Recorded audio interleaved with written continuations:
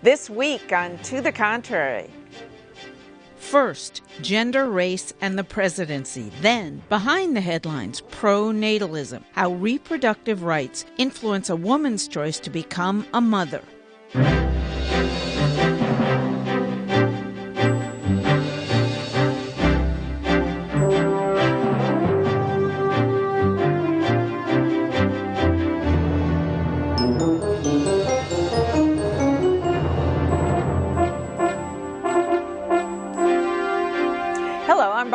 Welcome to the Contrary, a discussion of news and social trends from diverse perspectives. Up first, power, gender, race, and the presidency. A new ABC News Washington Post poll asks viewers if whites or men have too much influence. About half of Clinton supporters say yes. In the same poll, the majority of Trump supporters say whites and men hold the right amount of influence. On the other hand, almost 40% of Trump supporters say people of color have too much influence. Less than 10% of Clinton supporters agree. Demographic divisions among the candidates are stark. Trump leads among white men by 40 points. Clinton leads among all non-white voters by 50 points. Clinton holds a slim margin among white women. Trump is trying to hit back after a widely panned first debate performance. His new catchphrase, "Follow the money," attacks Clinton, accusing her of being corrupt. But this new rhetoric has been questioned for lacking evidence to back up his accusations. Trump continues to feud with former Miss Universe Alicia Machado, claiming he saved her job. Machado says Trump insulted and humiliated her and caused her to suffer eating disorders. Clinton is trying to rally young people to her cause and is counting on top surrogates to help make the case. Bernie Sanders, President Obama, Vice President Biden, and the candidate's family, Chelsea and Bill Clinton, are all campaigning for her. But Michelle Obama is being called the closer. The First Lady is extremely popular among the Democratic base, and she has warned voters against casting a protest vote, which could enable a Trump victory. So, Debra Carnahan, is Hillary Clinton finally starting to ignite excitement? I think she is. I think her performance on the debate stage was part of that igniting, that's going on. People are talking more. They said she looked presidential. They see the possibility of her being president now more. And so I think her performance really helped her a lot. Excitement is never the word I would ever use to describe Hillary Clinton. But I will say, I think a lot of people in the Democratic base were getting a little bit nervous that maybe the campaign wasn't up to par. I think maybe this past debate helped her kind of solidify that. But beyond that, not so sure. Her performance at the debate was brilliant. Definitely have ignited her base. And most importantly, helped her to consolidate both the Latino vote and the women vote with that closing on Elisa Machado. I think it also energized the Trump voter base to come back and join the movement, and I think it's going full force. And despite his debate performance, I think we have a lot to see from him. But there were reports that his campaign was there was all kinds of arguments and problems in his campaign this week, and it seemed to be some correspondents were saying that it looked like it was starting to fall apart, the machinery. Was it smart for him to continue to attack, for example, Alicia Machado even as late as Friday? I think those are issues that he needs to let go of, but I think and focus more on the bigger picture. I think if he needs to focus on the economy, creating jobs, improving national security, defense. Those are the real core issues that Americans want to see in a president, and I hope that he'll provide that. Well, I'd like to see in a president somebody that doesn't get provoked by a tweet, because if that's all it takes, we're in trouble. It's not going to take much for Putin to do that. And she made that point on Monday night. But one thing I want to ask you about, she's giving up on Ohio. Is that a good sign? Well, she actually was going to go to Ohio, even though they're not spending as much because 80% of the Ohio population is white, and they think that's Donald's base. It is about the base. It's about mobilizing the base right now. It's almost to the contrary of previous presidential elections in which you have to gravitate to the middle and to try to get the independents. Right now, Donald Trump is so polarizing and so unique as a candidate that for me it's all about the base. And that's why she was so brilliant in the debate. She absorbed the language of the Black Lives Matters movement. She articulated in a very crisp way his antagonism against women, against Latinos, and it's mobilizing that base. The registration of Latino voters is high up in the roof. It's creating a real movement. I mean, I think Hillary benefits from a very polarized electorate because I think Ohio is very interesting. Ohio is, in many respects, kind of a microcosm. No president since 1960 has won. Republican president. No. Oh, no, president since Jack Kennedy in 1960 has won the White House without Ohio. Well, and there's one reason for that. Ohio, believe it or not, is very much a microcosm of the rest of the country. It has both urban it used to be, rural. and it's well. not, Let me there was an article that I read saying just the opposite. An expert in Ohio politics was saying we used to be, we're no longer, we're too white, we're too old.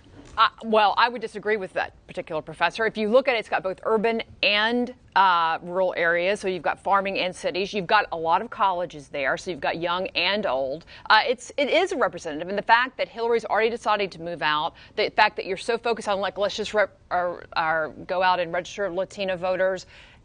We want a country where people from all different backgrounds are supportive of where we're going, not just saying we want this group to vote against this group. And I think Hillary benefits from this group voting against them. Yeah, but the reality is people line up behind their candidates and different interests are represented by their candidates. So, that's why we have what we have. But not all white people are represented by one candidate. Not all black people are represented by one candidate. No, but it's the best we've got. We're going to have one candidate now represent the whole country. But back to your point, getting out the vote is key right now in every race that you talk to. There's a concern that there's not enough excitement out there to get the vote out. You're not going to see what you saw in 2008 and 2012 from the Democrats' point of view. And that's a huge concern. And that, for example, is why one of our panelists, Congresswoman Donna Edwards, is out stumping for Hillary right now and trying to rouse the black voters and explain the importance of this election. And she said it is difficult, but she also thinks they're going to get it done. So, but on to, let's go back to the poll. Are you surprised that people who think whites have just about the right amount of power are more likely to vote for, for Trump, and minorities are more likely to vote for her?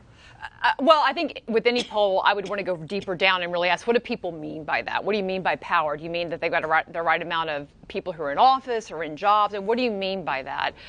Look, I think this election eventually, I hope, turns about issues that everybody cares about. And I think Donald Trump himself sometimes doesn't do the best job at that. He gets sidetracked on other talking about other issues. Having said that, doesn't that right there? I mean, his inability to focus, his great ability to ramble. Well, no, what I was going to say, during the debate, to be proud of paying no federal taxes. These aren't things that bother there might be you. a lot of Americans say, like, I'd like to do that too. Listen. But there are also a lot of Americans who pay their taxes. I understand and that, don't Bonnie. appreciate that a billionaire sits there and brags about not paying his I think taxes. a lot of people took that as a quip off. But I think part of his success is that he does defend himself and he does say what a lot of people think. And when you combine that with a strong policy agenda, I think it makes him a very powerful candidate. He's not afraid to Let me agree with Genevieve on one thing. I'm going to agree with her on one thing, that he is very committed to his base. And he really is having a continued dialogue with his base. And when he says something and his base believes him, he sticks to it. And that's the reason why he's so persistent on the immigration only thing issue. He hasn't walked back so far is the NRA. That's the only. He's walked it back on immigration. He's walked it back on economics. His rhetoric, everybody his rhetoric knows has he's not. not building any wall. His rhetoric has not changed. His rhetoric continues to be the same. He goes to Mexico, meet with the president, and gives a speech in Arizona, with the rhetoric of we're going to beat the wall and we're going to kick all these immigrants out. So, and that's his base, and they love him, and they love that I don't pay my taxes. He's speaking to them. The problem is that only with his base he's not going to get elected, and and their goals were you gotta get the millennials to vote. For Hillary, that is I think important. his policies are evolving, as any campaign would, but at the same time, he is turning out a lot of new voters. I mean, the Republican primary turnout was the highest that it's ever been, and I think even that's what we're going to see in November. Right, is that but a lot of new the voters. primary electorate is completely different from the general But electorate. even in the general, he's been leading a lot of the polls lately. I mean, surprisingly. Not since the debate. He's right, behind but I him. think, he can still make up for it. There's over a month to go, and I think that strong base is still there. 538, which was giving Hillary 51.5% chance of getting elected on Monday. On Friday, it was up over 70%.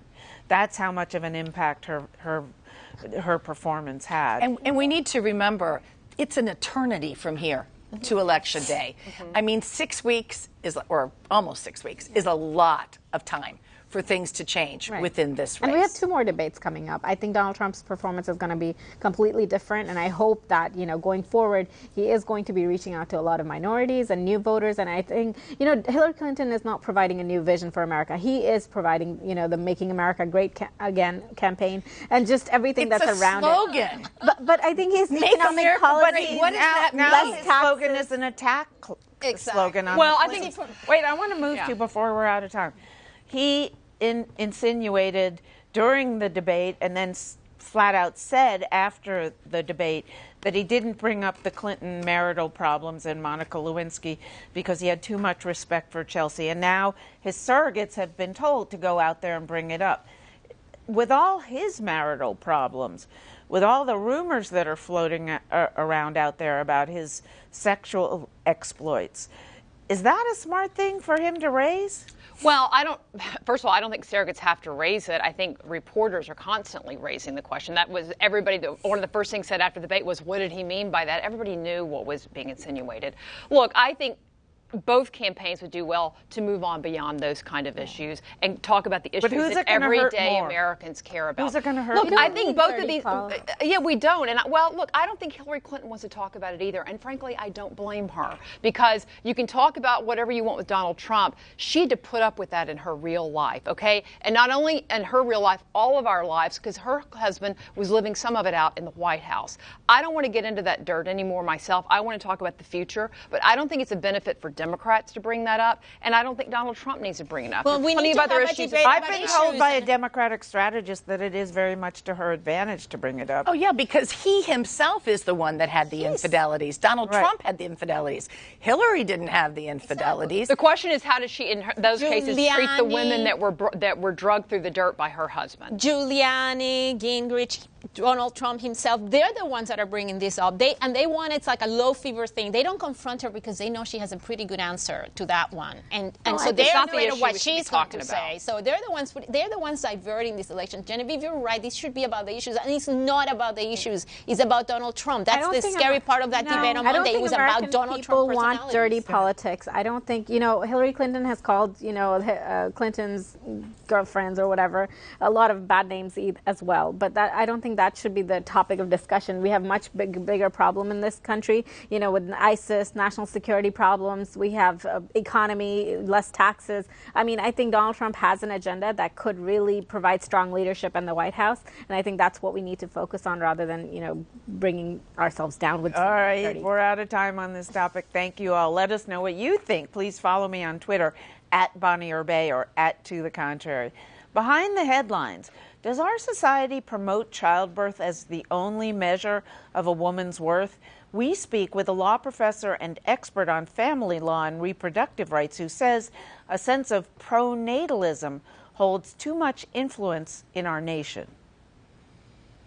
Pronatalism is this sense within our country that women's place should really be making babies, having babies, and it should be all about reproduction, and that woman's worth comes from being a mother, and comes from exclusively being a mother. Not that that's complementary to other things that a woman might do, such as enjoying a job, wanting to be educated, liking nature, any of the things that men get to be able to do and that we celebrate. Since the founding of our country, women have advanced mightily as contributors to society, aside from being wives or mothers. But Michele Goodwin, law professor, author, and advocate, says recently we started going backwards. We've had a slip back into a very curious place.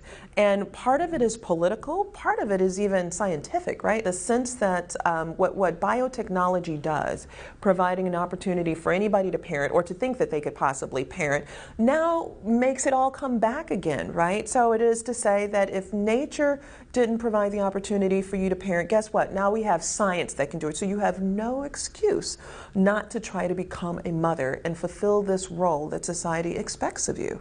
Goodwin says one result of pronatalism is an increase in premature births and expensive neonatal units. And despite the expense and this emphasis on giving birth, the U.S. paradoxically is ranked near 60th place in the world for infant mortality and near 50th place for maternal mortality. We do a pretty terrible job when it comes to infant and maternal mortality, when it comes to women's reproductive health altogether. It's a place that's become deeply politicized. Doctors have now become deputized agents of the state to inform police of what women do during their pregnancy. So this pronatalism means pushing women into pregnancy sometimes that they should not have. It means restricting the opportunities for women to terminate pregnancies, which they should be able to do. And it means that no matter what, you should be pregnant and trying, even if it could be dangerous to your health. Goodwin explains that across the country, states have enacted laws that value the fetus more than the mother. There are, in 38 states, they have laws that are infanticide laws. These laws that if a woman does something during her pregnancy that might risk the health of the fetus, that the woman could be prosecuted under some various statute in the law.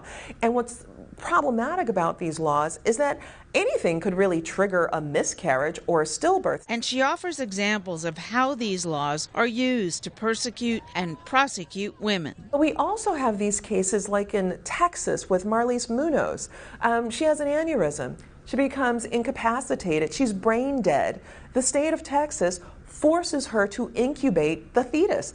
Her husband and her parents both say, she never wanted this. The state of Texas overrode her decision. And it turns out that in nearly 36 states, if a woman is pregnant, she actually can't make that decision during her pregnancy because a state can override it. This is ridiculous. All across the country, you can see this patchwork of laws that began being enacted in the 80s and 90s and that were really targeted at women of color, particularly African Americans. What we're seeing now is just simply the institutionalization, the further institutionalization of the efforts that took place 20, 30 years ago.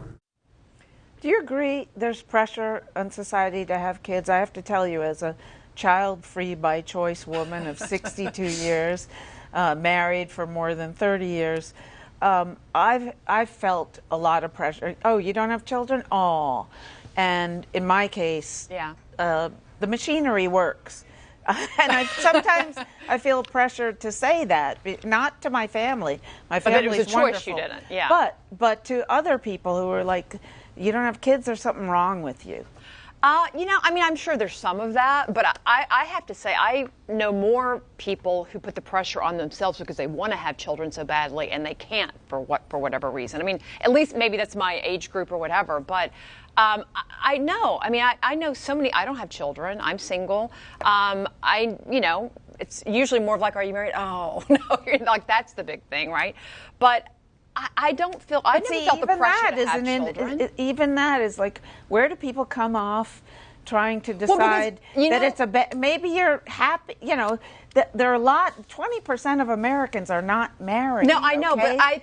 but most people do want to be married, and I think most people do want to have children. And I think if that's where you're coming from, you assume the person you're talking to may be in that space as well. And to be honest with you, most single girlfriends I have, they do want to be married. They aren't, and they're living happy lives, but they'd like to be. Many of them would like to have children. But that's not society putting pressure on them.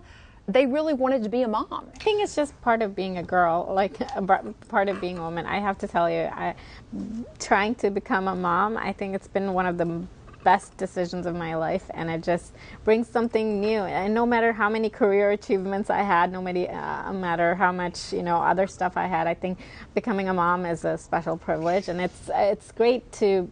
I don't think it should be undermined. I think encouraging women of color to get abortions. We're not talking about undermining it here in any way, shape, or form. We're talking about a society that puts pressure in the other direction. Nobody's saying don't have kids, you can't have kids. What they're saying is if you don't have children, you're not a woman. You're not a worthy woman. Where does that come from? Yes, I mean, I think the examples that she's using is the dark side of this debate. There's the good side, which is the one that you're sharing. I'm a mother of 2. I love my children. I wanted them. They're in vitro, by the way, and I've been very public about that, and they're normal, fabulous kids. So that is not the debate that she's really putting forward. She's putting forward the debate about also, but she's talking about about the in vitro industry. The context in which people are making decisions. She's talking about when they don't want the kid. She's talking about when they're sick. All these laws, the famous woman that was in a coma and was forced, the family was forced to keep the baby. So that there's a dark side to this that I think that's the one that she wants to put some more light and have more of a debate about that. Well, I think we need to talk about the fact that there are laws being enacted all across this country, and as she said, in a patchwork fashion. Our state legislators are the ones that make these laws, okay? And our state legislatures are dominated by men. So we've got men. And Christian evangelicals, too. A lot of times, yes. Men and women. And making these decisions for women. I mean, we're talking about putting women in jail because they're pregnant, and we think we have the right to reach into their body and then tell them how to be. And if you don't be the way I'm telling you to be, I'm going to put you in jail. That's a horrific amount of power to give to a judge. See, I'll agree that debate is going on, but I think that's a debate over abortion, and that's a debate over people who think a baby's truly a baby. This isn't a debate about abortion. I'm talking about if I'm carrying my child and I'm 6 months pregnant, and the judge thinks you shouldn't be drinking or you shouldn't be doing that. Right. There's a problem there that they feel they can come in and do that. Well, let me ask you, though. I mean, I think it comes back to, again, whether people think that's a human being, the baby at 6 months old that you're carrying, versus people who don't. Because if the baby was outside your womb, you wouldn't be able to abuse it that way. We would have laws saying you can't abuse a human being. But just because it's inside of you, you're saying it's okay that the woman can. No, I'm not. I'm not saying it's okay, and it's very disconcerting, and it's not healthy for the baby. But there are other ways to support a woman and help a woman get help. Well, if this is a problem that women are abusing their bodies where they have babies, then we need to look at the society, the system that we give them to support them. But see, that's a different debate than whether or not society is pressuring women to have babies. That's where I think these two things seem a little disconnected. She tied it up pretty nicely. She's the totality of circumstances that what she's talking about, and then she is also referring to the poor care and the low birth babies. Right. Are you talking about psychological counseling? Psychological, but that's not going to work unless the woman wants it. They need to be supported in all kinds of ways. Look at those statistics. Look how low we are in the world with our infant mortality and women dying. What that tells me, we're not taking care of our women in these situations and giving them the support that we need. We're still sitting here arguing about, early childhood care and maternal leave, and can guys have maternal leave? When the world is so ahead and the of world's us. so far in front of us in other countries. I know so many people with in vitro kids now, and that's the good side of the industry. But by the same token, has advances in fertility medicine put more pressure on women to have children? Well, there's certainly a choice that you didn't have before. And yes, if you try to exercise that choice, which I know people that have not been successful, is very frustrating. So it prolongs sort of the agony if you're having difficulty in getting pregnant to decide, well, finally I cannot do it. I'm a big fan of adoption. That is the one thing I believe strongly in. I think that's a little bit of a disadvantage with in vitro, that many families would have been adopting children and instead they're doing the in vitro fertilization. Well, I think, the pro-life movement is fabulous. I think, having choices is good, but at the same time, the number of abortions in this country is not the right approach. We're losing our traditional family values. The conservative base that, is being ignited this election is partly also because, this war on the traditional family. And I think, encouraging women and just the traditional family roles is what kind of is needed. And I hope that, we can move towards a society where all the traditional family values can be preserved, and we need to protect our next generation. But you do know that abortion is decreasing in this country. No, but there's still millions of them. Even while the population is exploding, by the way. Mm-hmm. So, the well, numbers no, I think are we're not. Didn't we just drop as not replacing ourselves being in America? No. There are two different things here. When I was born, the population in the country in the 50s was 170 million. Right. It's 320, right. Almost 330 million. But in terms of repopulating ourselves, right. We've fallen below it with the birth rate. Yeah, but with immigration, we're more than, and the children. The immigration is making it, but it's not because we're That's having it families. for this edition. Sorry, we're out of time. Please follow me on Twitter and visit our website, pbs.org/to the contrary. And whether you agree or think to the contrary, see you next week.